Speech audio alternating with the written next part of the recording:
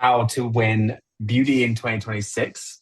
And taking 2025 learnings and applying them in absolute practice. And this is not going to be about theory. This is not going to be about kind of high level wishy-washy. We're going to think about exactly how to nail 2026 off the data that we have.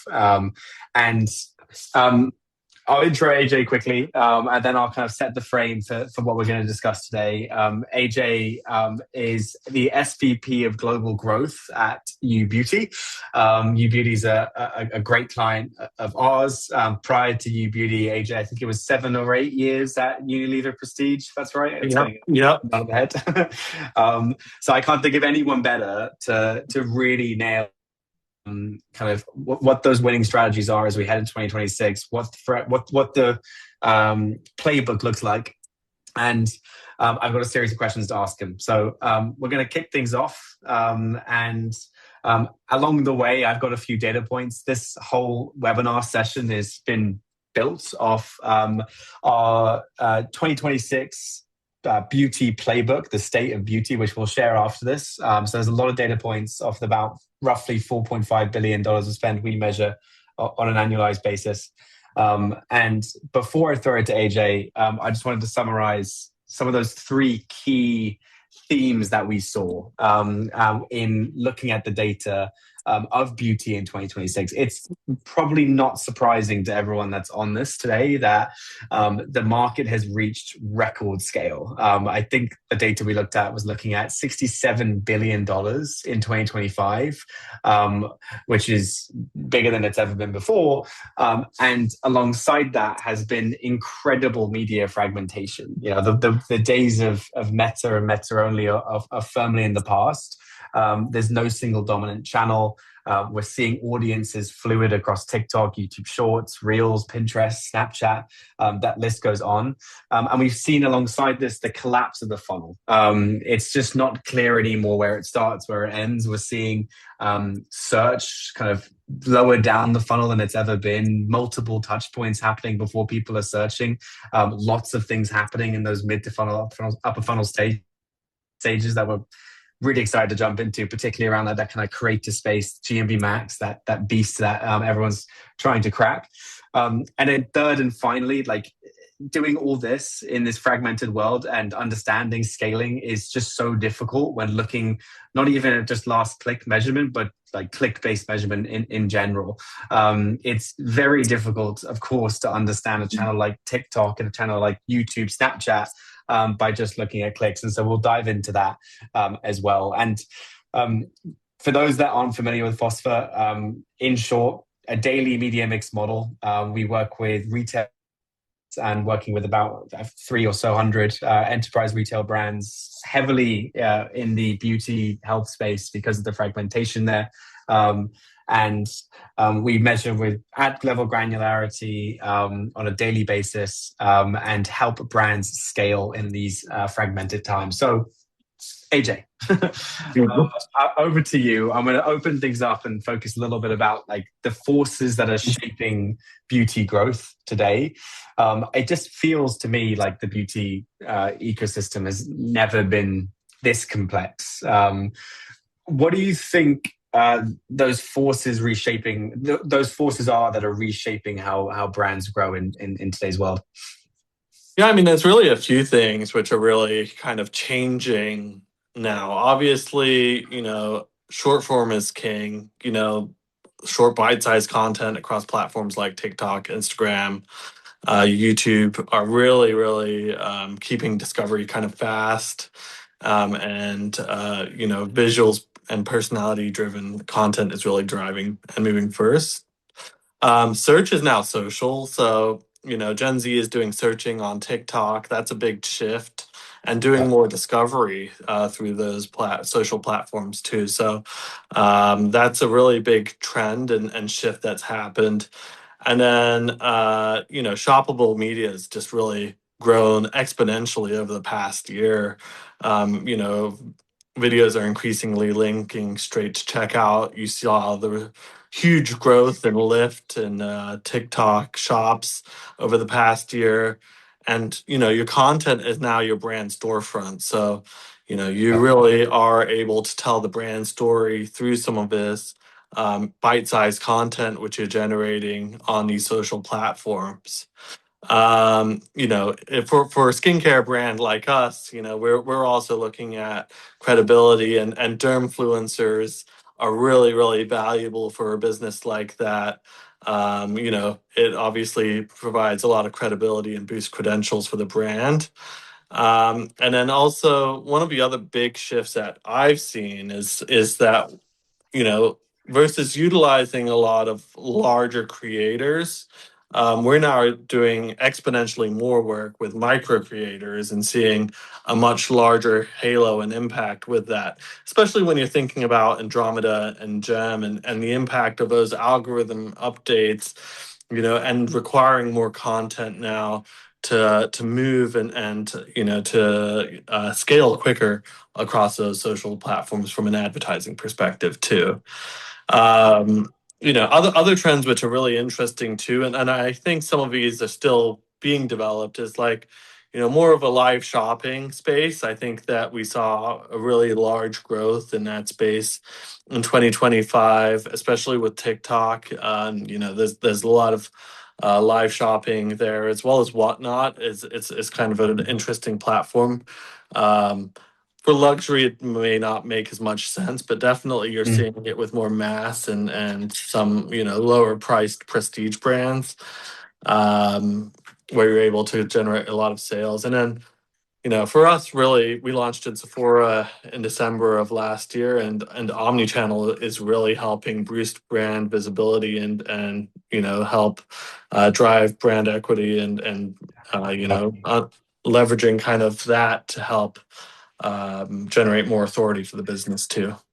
Yeah, no, I'm really excited to get into that omni-channel piece because it's so true, and it's hard to make decisions without that kind of unified data set, as it were, when you are spending or selling as much as you are in kind of those marketplaces like Sephora. And the live shopping point, I mean, I don't know if it's just me, but my Instagram has been flooded with Gary Vee talking about Whatnot and live shopping, and so I think it definitely is here to stay. And I mentioned to the audience, I mentioned flagging just a few data points as we go through this. One of the first ones I wanted to show was this, again, taken directly from our beauty playbook, which I'll share with everyone afterwards. But this is actually directly from one of our agency partners, where they saw that beauty shoppers are engaging with at least 9 touch points before converting.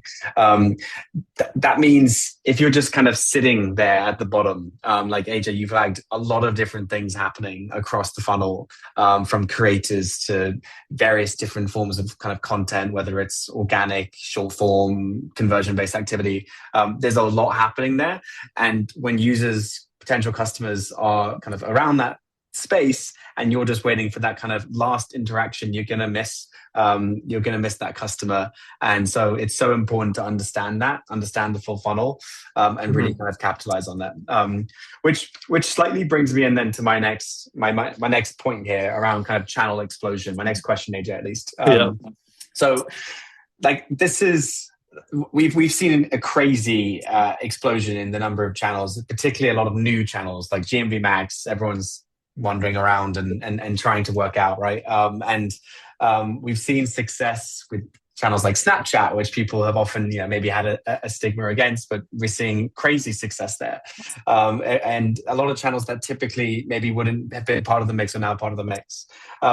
Where there's so many platforms influencing purchase, Meta, TikTok, YouTube, Amazon, TikTok, how do leading brands separate signal from noise? Yeah, I mean, I think realistically you have to obviously take a look from a multi-touch perspective what's happening, but also at the same time you need to truly understand incrementality. I think if you're not understanding the incremental impact of all of these different signal inputs, especially with like cookie loss and things like that, you're really going to fall behind. And so, understanding the incremental impact of each individual channel and how that correlates to kind of an incremental cost per purchase is really important and valuable.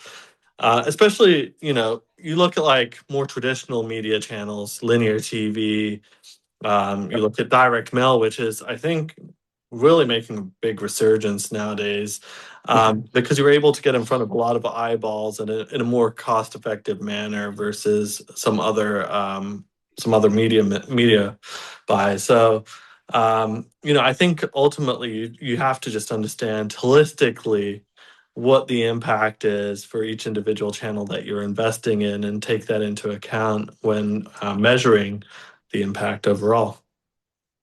Yeah, completely. I mean, it's funny you say that about direct mail. It's funny how things go full circle. Like it's about standing out in a world, an attention economy, Yeah. where email now. One of the things, I don't know why I'm bringing you back to Gary Vee, but I actually heard him speak about this when he did a talk back in Chicago, where he talks about when he first launched his like first email campaign. It had like a 96% success rate, conversion rate, because no one was using email yet, and it was exciting and new and different. And now, obviously, everything gets clogged up.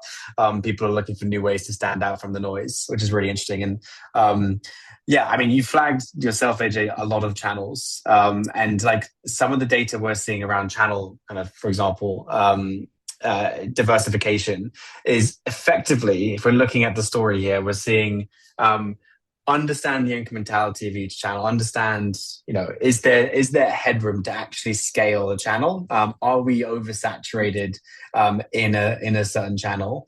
Like understand that first before doing anything. And once you understand that, the theme that we see, particularly in beauty, is the more channels you spend in, almost the better. The more you diversify, the more you test, the more you expand and reach new audiences. You can see here the kind of return that has on things like blended ROAS, and optimum number of channels in the mix that we see across the kind of $4.5 billion we measure is roughly 11. But you can see the impact that has as you expand further and further.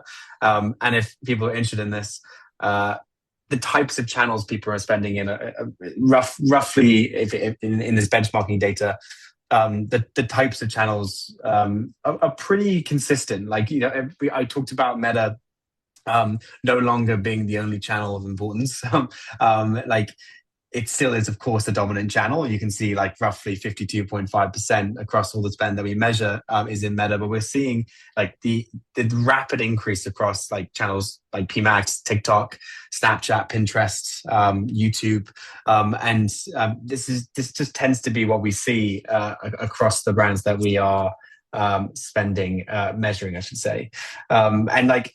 A channel that really does take me by surprise is Snap, and it's particularly in beauty. We see beauty brands spend way more in Snap than other verticals, and that's not wasted ad dollars. We're seeing that happen, and it driving 2x more conversions, I think, across that 2x spend in Snap. I mean, have you tested any of these channels, AJ? Out of interest, have you tried any of these? We've tested all of the above, and I think what I really love about Fospha is that it tells you kind of that saturation point and when you should scale or not scale your investment in a particular channel. I mean, even outside of this, there's always new channels which are launching. Yesterday ChatGPT launched ads. I haven't seen one yet, but that's going to be an interesting space for advertisers to play in. As they look to expand their presence across geo. So I think that there's always new channels. It's a matter of understanding, like I said before, the incrementality of that investment and what that's yielding for you.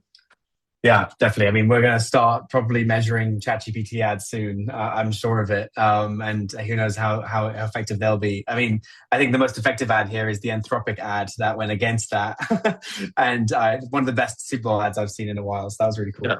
Yeah. Great. So, I mean, we're talking about channels. We're talking about how to leverage them, how to expand into them, what to do before doing that. Once you're in these channels and we're thinking about creative, how are we thinking about creative? It's clearly become the new targeting layer. Like, what are the creative and storytell patterns separating breakout beauty brands from everyone else? Yeah, I mean, I think obviously diversification, right? Understanding your audience, building out personas, and then creating ads which are going to ultimately resonate with those personas.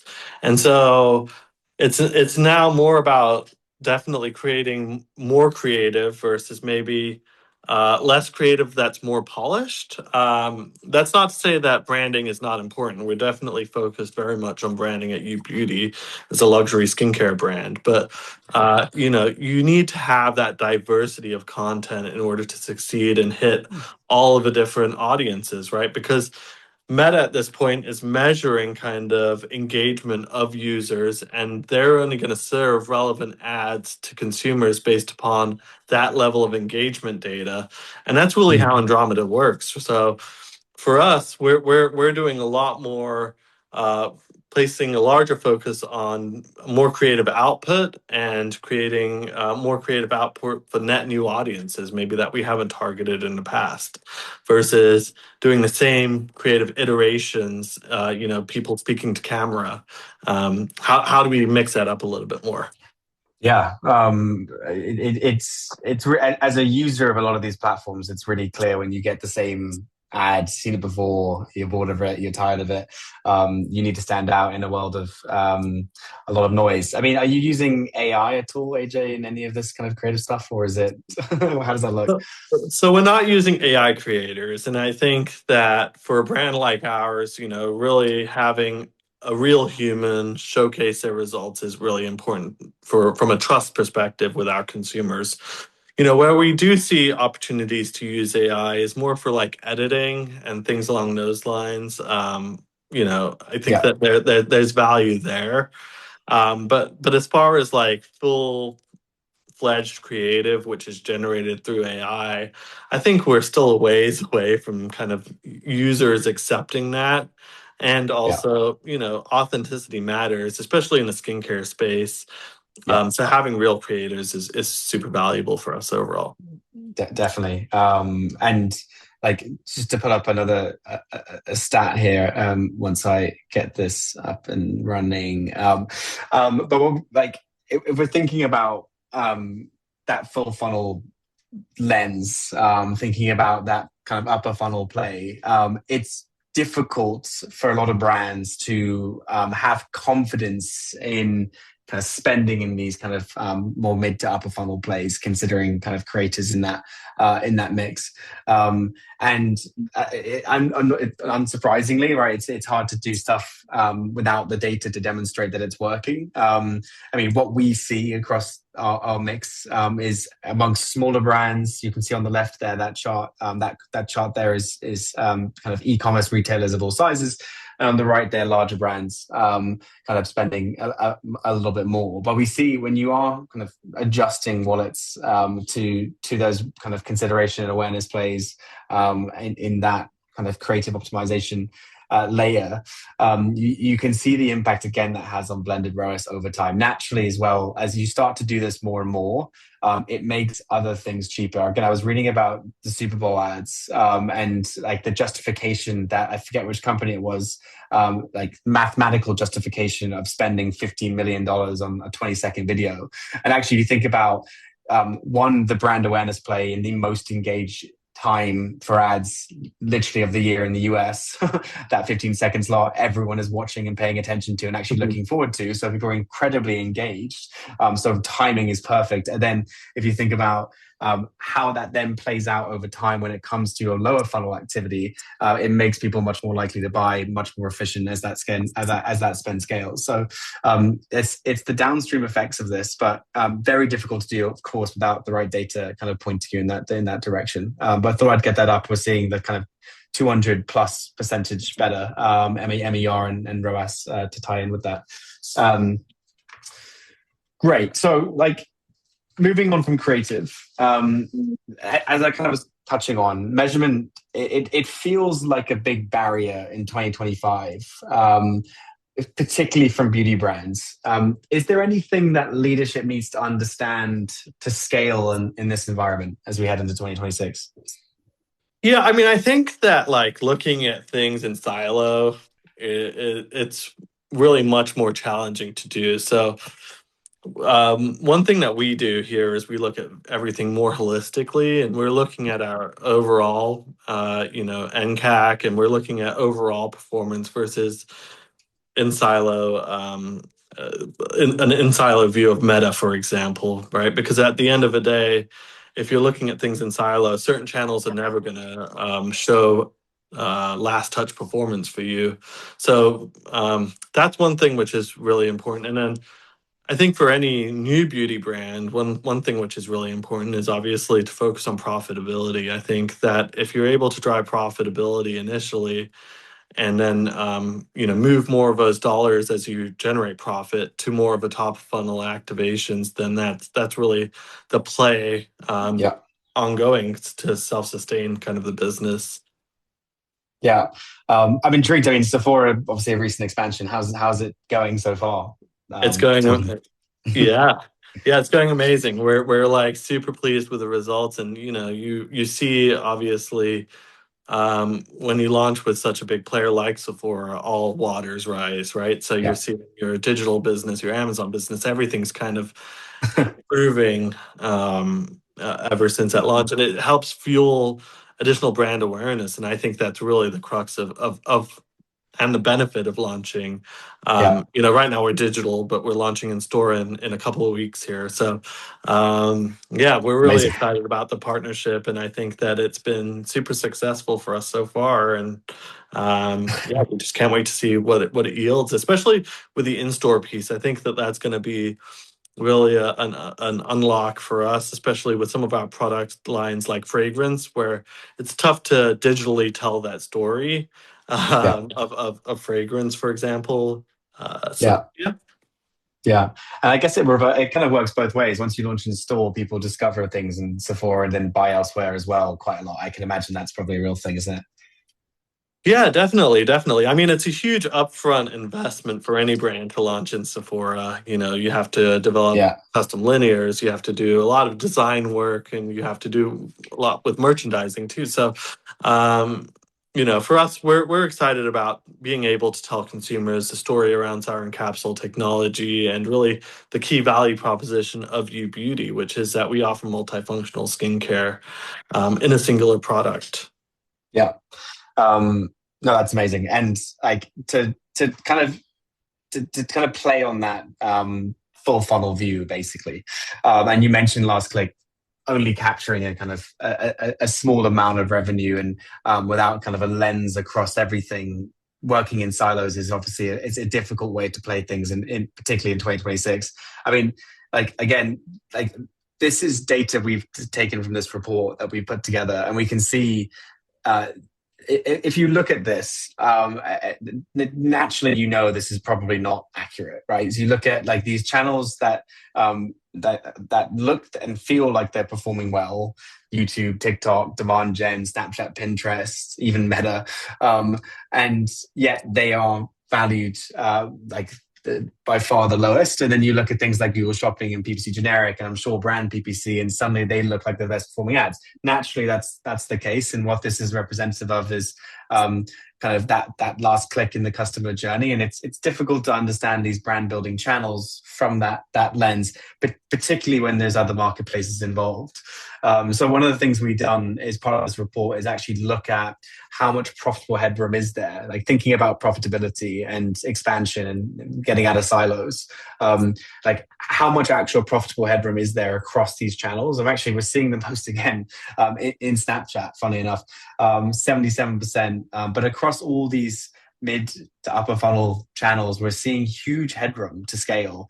And typically, not always, but typically that's just down to the fact that data is kind of pointing a lot of brands that we speak to before we start working with them in other directions, in directions of scaling more conversion activity in Google, for example. And when we take this one step further, and look at things like marketplaces, that only increases the profitable headroom available for the brands that we're working with. And this is actually data taken from, I think, but one of our clients, Necessaire, we've published a case study on. But you can see that kind of impact that adding marketplaces and seeing things out of silos, seeing things unified has on these brand channels. So like when we're looking at last click, and I think this is the TikTok or Meta, for example. We're looking at last click and performance that's terrible. Looking at Fospha and but just looking through Fospha's lens and understanding Meta or TikTok through Fospha's lens, but just looking at website, again, an improvement, but is it the full picture? Then you kind of add that halo piece, add in Amazon, add in those marketplaces, and suddenly the unified ROAS number only increases, which gives marketers the confidence to scale. And we see the downstream effects of that. So that's fun. I'll add to that. One thing to keep in mind for a lot of advertisers out there is at the end of the day, there's a finite amount of audience that lives on Meta, and only a small percentage of that is overlapping with the Snapchats and the TikToks of the world. So, in order to kind of reach those other consumers, you need to play on these additional platforms and really try to scale and grow them. Yeah. And play it differently, to your point around creative, right? It's not necessarily the same audience, so you have to understand that and target appropriately. That makes sense. Great. So onto one of the kind of last questions, AJ, before we open the floor to any questions that are sitting in Q&A. But as we look ahead in 2026, what is it that will define beauty brands that will win and beauty brands that kind of won't? What is that kind of defining rule that you're looking and seeing as we head into 2026? Yeah, I mean, I think that beauty brands these days need to have some sort of technology or some sort of unique value proposition.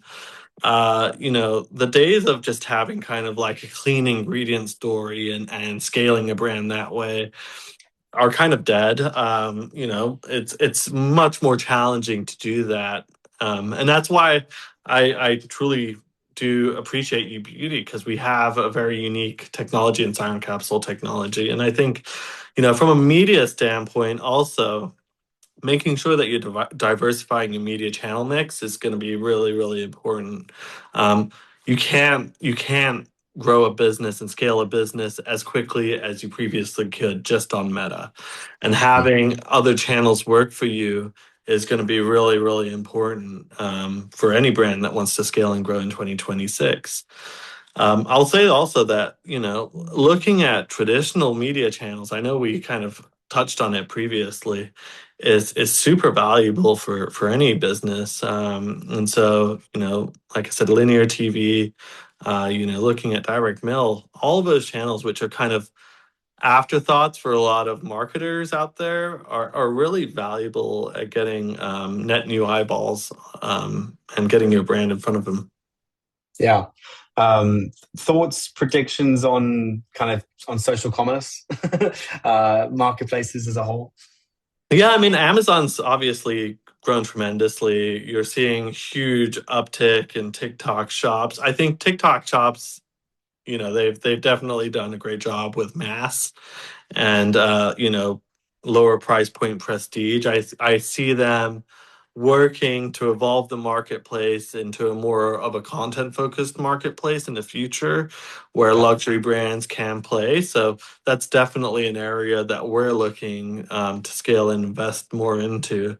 And then I think obviously YouTube continues to be a great area of opportunities for brands to scale and tell their story in.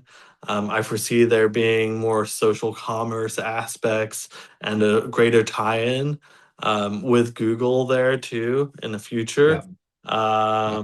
And, like I said, some of these new platforms are going to be very interesting, like ChatGPT ads. I don't know how that will perform necessarily, but I think that with their direct connection now with Shopify and now their advertising network, it's going to be interesting to see how those two play together. Yeah, definitely. I mean, I like on TikTok shops, I mean, the amount of conversations I have with people or brands that like have been told this is what you got to do because that's what everyone's doing. That's what the market is now. They're trying to crack it. Very difficult to crack because there's a lot of upfront costs because of the impact of it as a channel, and we see that.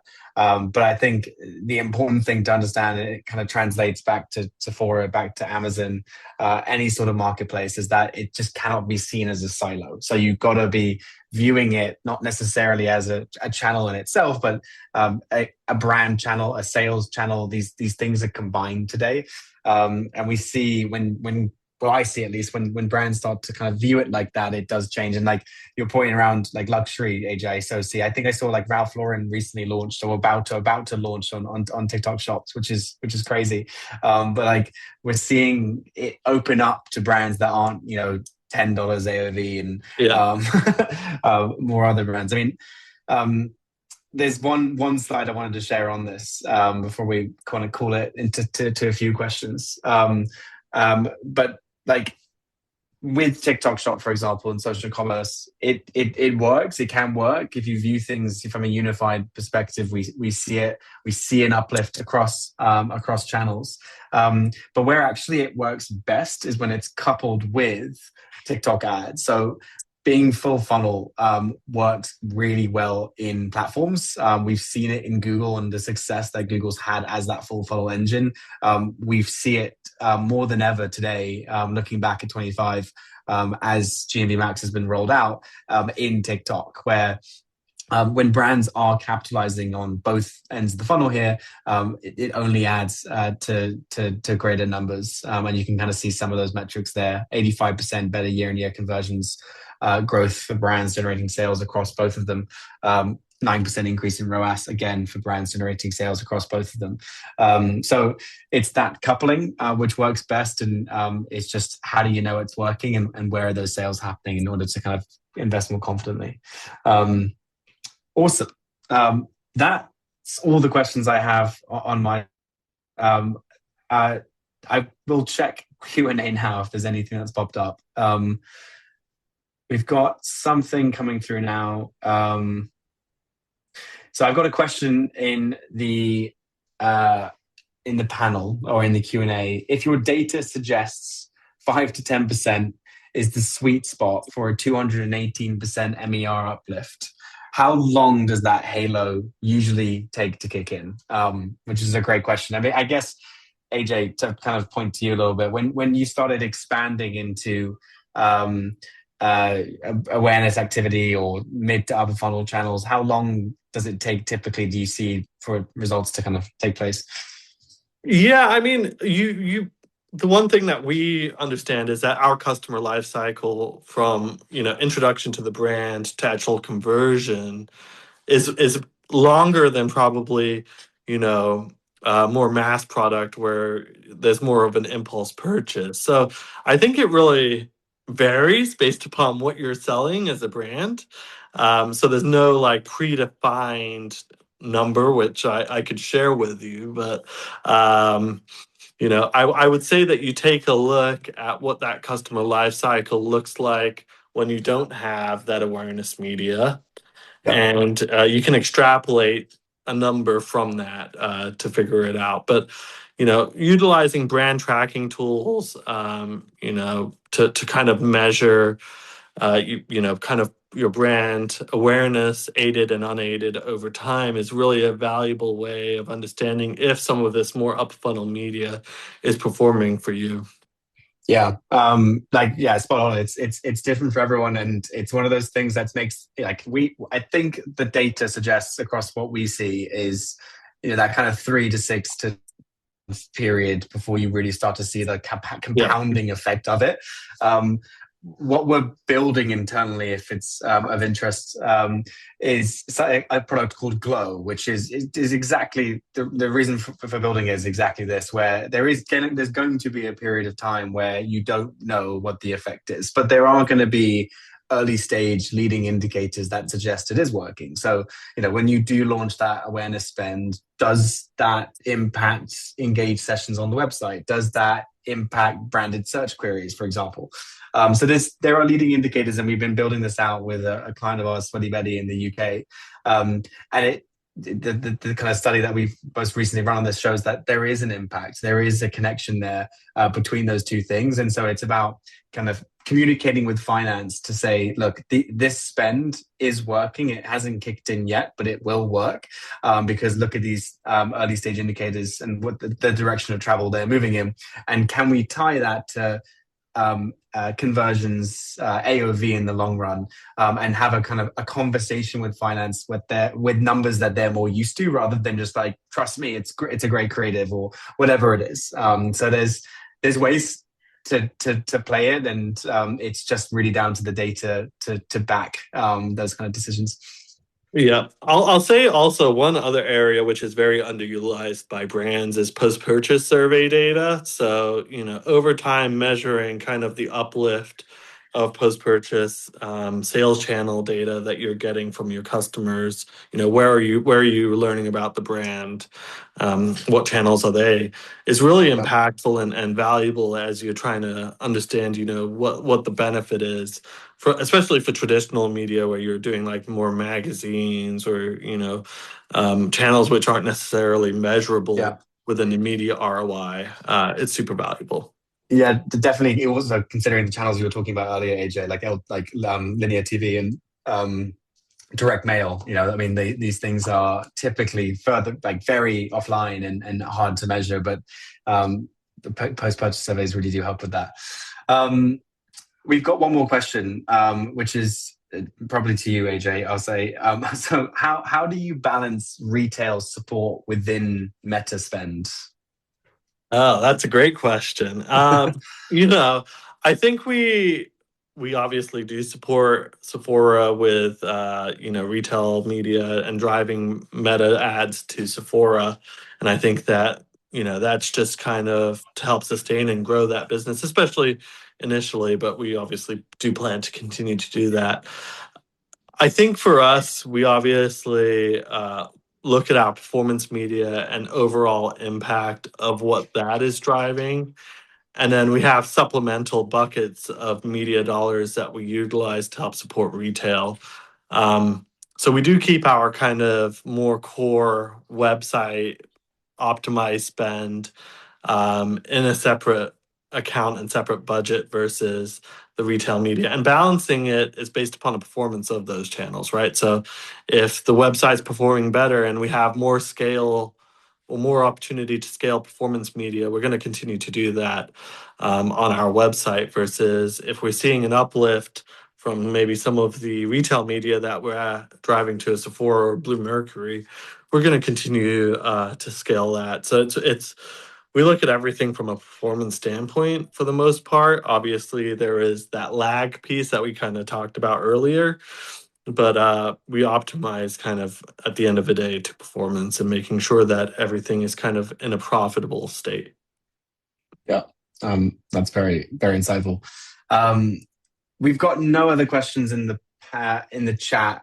So what I'm going to do is I'm going to flag up a slide quickly for those still online, and call it an end to the session, because it's been a great one. But if anyone is heading to e-tail, I don't know if there's anyone on the West Coast on the webinar. We are hosting a wine tasting session with a partner of ours, Logical Position, partners of ours, Logical Position and TikTok. So if anyone's interested, by all means, scan that QR code. We'll be happy to have you. We continue this conversation and dive into kind of what beauty looks like in 2026 in a little bit more detail. But I think that is it on our side. Oh, actually, it's not actually it. I've got another question from JP. AJ, for you. Have you experienced .com campaign support influencing retail? And if so, how much does audience targeting play into this? Yeah, I mean, obviously, just by having more eyeballs on the brand, it definitely helps influence kind of your retail performance. We haven't yet done that incrementality study to understand, what that true impact is yet. That's definitely something we'll be working with your team on, Hugo, Yeah. in the near future to understand what that number looks like. But yeah, no, there's definitely a halo impact of any kind of media that you're running in market for as it relates to supporting, your retail business too. Yeah. Thanks. Oh, thanks, John. Good to see you. It was John from Necessaire asking those questions. And like I mean, what AJ was saying is along the lines of that halo effect. Like we currently measure this impact across TikTok Shop and Amazon, but as we're kind of heading into the latter half of this year, we're going to be looking at expanding this into Sephora and building those connections now and expanding Walmart and doing the same there. So I'm excited to see that halo. I'm sure there's a huge one in beauty because people are Yeah. just going to there to buy. Amazing. Well, thanks everyone for joining. I don't see any other questions coming through. Appreciate everyone's time, and I imagine a very busy time of the year. And AJ, thank you very much for that insightful conversation. I'm sure we'll be sharing this around internally because there's a lot of very, very interesting points made. Thanks very much, AJ. Yeah. Appreciate it. Thanks so much, Hugo. Thanks, everyone. Bye bye.